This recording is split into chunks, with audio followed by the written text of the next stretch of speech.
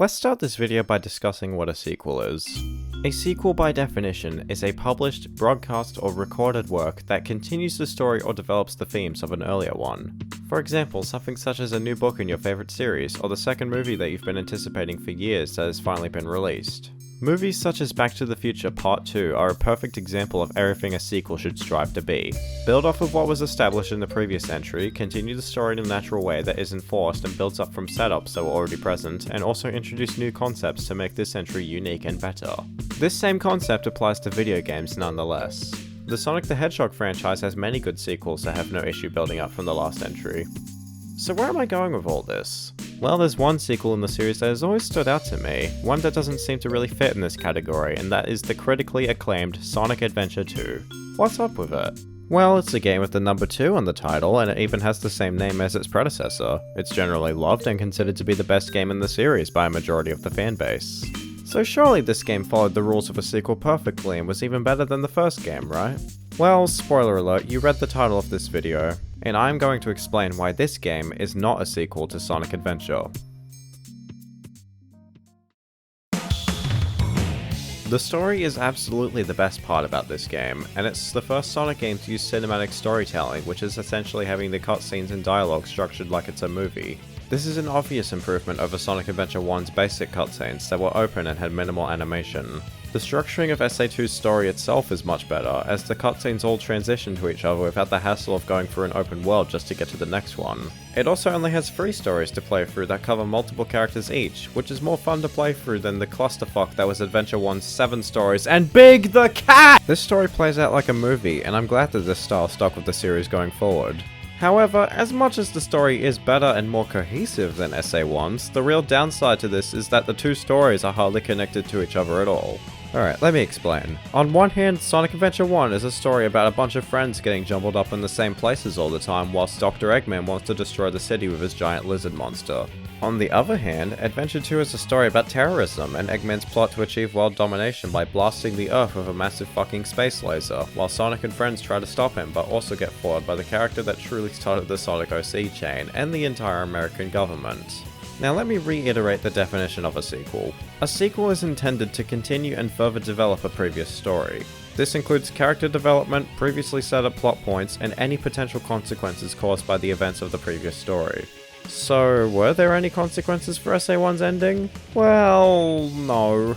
Did anything that was set up get resolved? Nope. By the time that SA2 rolls around, they're now in a completely different area, and not one of the characters makes a reference to what happened in Station Square. You'd think a massive event like the unintentional destruction of an entire city would be traumatizing or disturbing in some way, but I am not kidding when I say that nobody references Adventure 1 at all. It's almost as if this is a new timeline or there's been a time skip or something. The only mentions of the events in SA1 is one cutscene where Knuckles somehow knows Tikal's chant despite the fact he never got shown that in SA1. And another cutscene in the Dark story where Eggman reads a newspaper about Tails getting a Chaos Emerald as a reward for saving Station Square from Eggman at the end of his story in Adventure 1. Which doesn't really make any sense because the city got destroyed only a couple hours later, which renders this award pretty useless.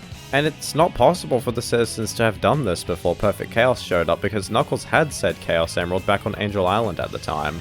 There's no explanation for what happens to the emeralds after Supersonic used them anyway. Somehow the green emerald ends up in a bank, and the yellow emerald is in the hands of the Station Square survivors, and 3 others get locked up under Prison Island. You'd think humans would be smart enough to have every emerald under better security considering the power that they have. So let's talk about the setups from the previous game that were paid off in this one. There's Actually, I don't think Sonic Adventure 1 had any setups to begin with.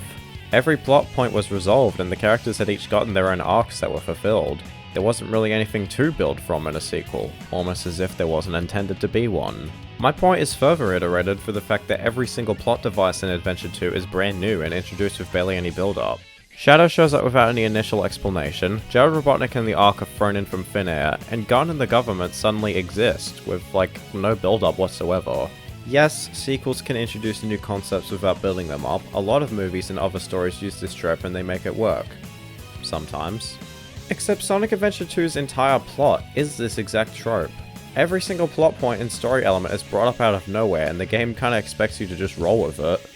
Oh yeah, that's right. I mentioned that the characters in SA1 had all their own fulfilled arcs. I sure hope this game built off of what each character had become, and how they could add more interesting stuff to them so that they feel alive. They didn't. So the characters have all pretty much hit a hard reset on their arcs, and the way that they all act is pretty much identical to the start of the last game. Sonic had barely much of an arc in Adventure 1, and here he's no different.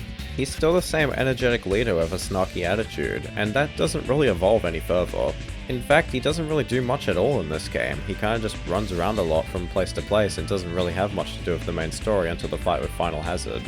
Ironically, despite being the title character of the game, it's the other characters that are more active than him. Even Knuckles has more to do, and he's in a completely different side story for most of the game.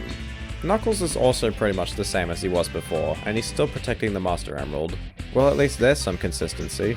And because the plot called for it, Knuckles must go get Master Emerald shards again. This dumb excuse for a B-plot is obviously only here because they clearly designed it with Rouge in mind and had no clue what else to do with Knuckles in this game. Knuckles is kinda just there. His side plot stuff just comes in out of nowhere in between stages, and once he's with the main gang, he doesn't really do too much besides that god-awful mission where you need to find keys. Amy is shoved into the trunk of this car trip as she isn't even a playable character anymore. She's fully regressed back into being the lovesick damsel in distress. She acts more dumb and childish, which I guess is more accurate for her, but she was already a well-established character with a solid personality before, so it's a very odd move to make such a 180 turn with her. Tails is ironically the one character here that seems to be consistent. His whole independence arc from SA1, which to this day I still believe was a schizophrenic episode, actually kinda stuck. And he does quite a lot of things of his own accord in this game. While still being loyal to Sonic, of course, he makes his own decisions and is able to take care of himself, and he still fights when towards the end he believes that Sonic is dead. Now the dark characters are the most well-written ones in this entire game, mainly because 2 out of the 3 are completely new. Dr. Eggman is no longer the typical Saturday morning cartoon villain that he was in Adventure 1, and he now has actually logical motives. He believes through a misunderstanding that his grandfather's legacy was to enslave humanity under his rule, and he wants to fulfill that because it lines up with what he already wanted to do. The 2 new characters are also incredibly well established and have great personalities and chemistry together. Rouge is perfectly sold as the greedy treasure hunter / secret government agent, and it's not jarring in the slightest. She doesn't really have much of a solid motive to work with, but that's fine, because all of the motivation was clearly piped into the ultimate life form! Shadow the Hedgehog is honestly the best character in this game. He has a full backstory, a completely understandable motive, and his emotions are justified. Maria's death is what pushed Shadow to act, and he acted in the name of vengeance to honor his friend. Through another misunderstanding, Shadow wants to activate the Ark to simply end all other life as they knew it, because he believed that's what Maria would have wanted, so they could be free from the clutches of humanity, and so he could also get closure for what happened in the Ark raid. But scenes such as Rouge being trapped under the island and Amy's pep talk are what truly push him to make the right decisions, as he slowly shifts onto the right side and realizes what his true purpose actually is. And then he fucking dies! Honestly, it probably would have been better if he had stayed dead. It was a perfectly closed story for this new character, and it would have shifted the course of the series as we knew it. But then DeviantArt liked him a little too much, so he came back in literally the next game. So, my point overall is that this game has better characterization in the people from the first game that didn't really deserve it, and the ones that weren't even in the first game, meaning they did all the good characters dirty. And I'm still scratching my head because I don't understand how the fuck did Sonic get sidelined in his own game? This sequel does add quite a bit of weight to the future games and introduces many concepts that would continue to be used, but the biggest issue is that it just doesn't really work as a sequel. There's barely any connection between the 2 adventure games aside from the gameplay and the soundtrack, and it doesn't really use any of the good elements from the first game and instead opts for making a lot of new stuff instead. I'm not saying this game is bad, and I'm not saying that they fucked it up. All I am saying is that this game being marketed as a sequel is pretty much false advertising. This could have easily been called, like, Sonic Space Adventure or something. Yes, I know it's cheesy, but this is a 2001 game, so it would have been fine. It works well enough as a standalone title in the adventure-style format, and yes, some things here are a bit inconsistent with what came before, but this game is fine as it is. It works as long as you try not to think about Sonic Adventure 1 as much as possible. But then you realize you can't spin dash spam in this game. 0 out of 10, get the shit out of my house. So overall, this is a pretty neat game, and the series clearly needed it in order to properly evolve. It's not perfect, but it's still worth playing at the least. I've stated all my points about why this game just doesn't follow the rules of a sequel. Under the surface, it's just not what it says it is. And even if you don't agree with some of them, I think you'll at least be able to see where I'm coming from. But this game, even with all its goodness, just isn't a sequel to Sonic Adventure. Once was a cold pit, but now it's a water ride.